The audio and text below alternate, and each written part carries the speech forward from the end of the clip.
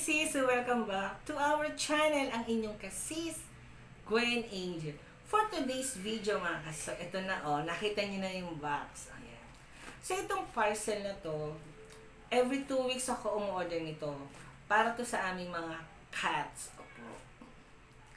So, ito yung pinapakain ko sa kanila and then para iwas na rin sa UTI.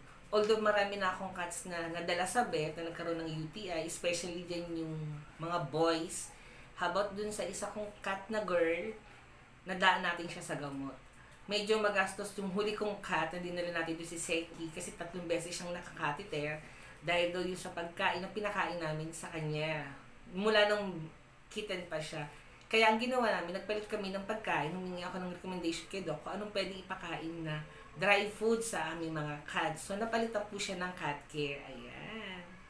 So, doon ako bumibili ng cat care sa vet clinic kasi mas mura-mura ng konti.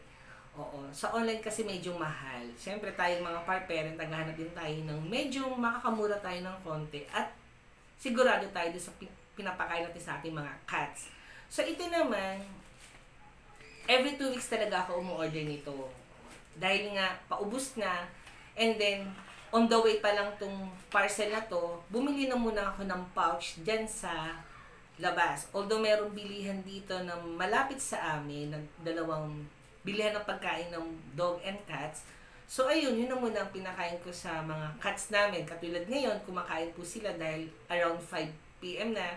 Dahil nga maaga kami nagpapakain sa mga cats, para maaga rin po sila mag-poops. Dahil iba sa mga cats po namin ay sinasama namin sa aming kwarto.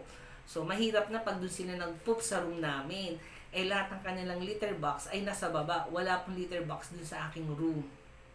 So, yun na nga mga kasis. So, ito na. Mainit-init pa to mga kasis.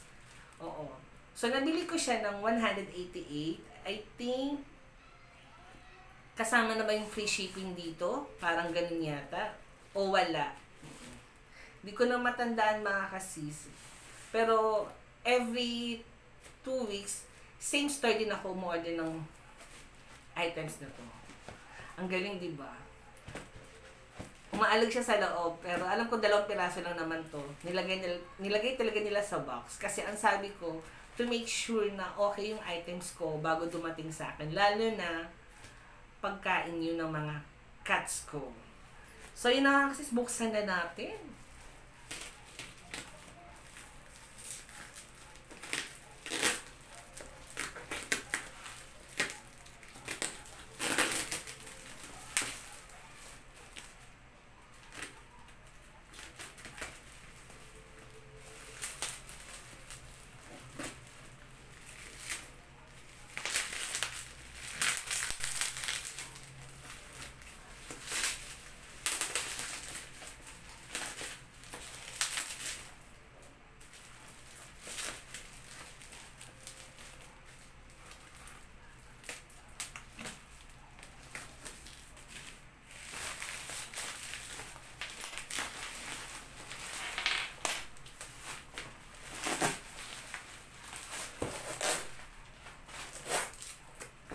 Ayan, nakabox.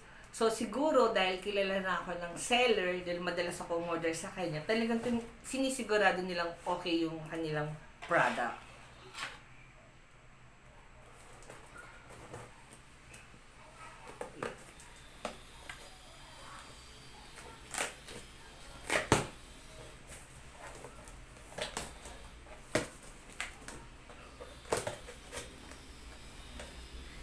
Thank you sa seller kasi talagang inayos niya rin yung sa loob. Kahit naka-bubble wrap na yung sa labas, then yung items ko ay naka-bubble wraps din. And then meron na naman tayong palab story dito. Ayan. Ayan. So, parehas. So, I think pangatlong beses ko nang order sa kanila. Yung unang dating nito, nakareceive din ako nito, 2. Magkaiba sila.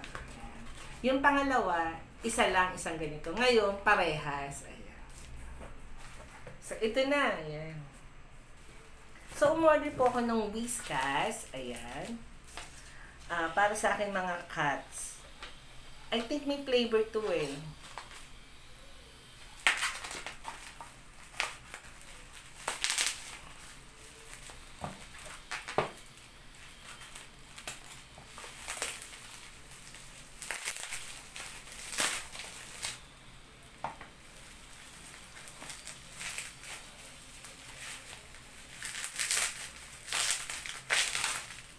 Diba? Ang hirap buksan, mga kasis. Matatanggal ang kuko ko.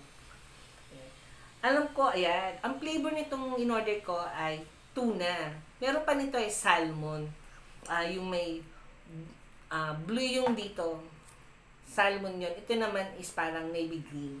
So, ito ay flavor niya ay tuna flavor. Ayan. So, ito, meron pa naman ako natirang pagkain doon na binili ko ng pouch. So, tomorrow siguro, mabubuksan ko na tong Whiskas na tuna flavor. For 1 week nila to ng mga cats ko. Siyempre, kung bibili ako ng maliit, lalo na 9 cats yung meron ako, kulang. So, binibili ko na talaga islata na. Para mas nakakamura ako ng kahit papaano. So, iyan, ito yung ating Whiskas tuna flavor. Ayan. So, dalawa na siya. So, yun lang mga kasis. Maraming salamat at sinamahan niyo ako dito sa ating Whiskas unboxing para sa aking mga fur baby. So, yun lang po mga kasis. Maraming salamat po. So, don't forget to like and subscribe.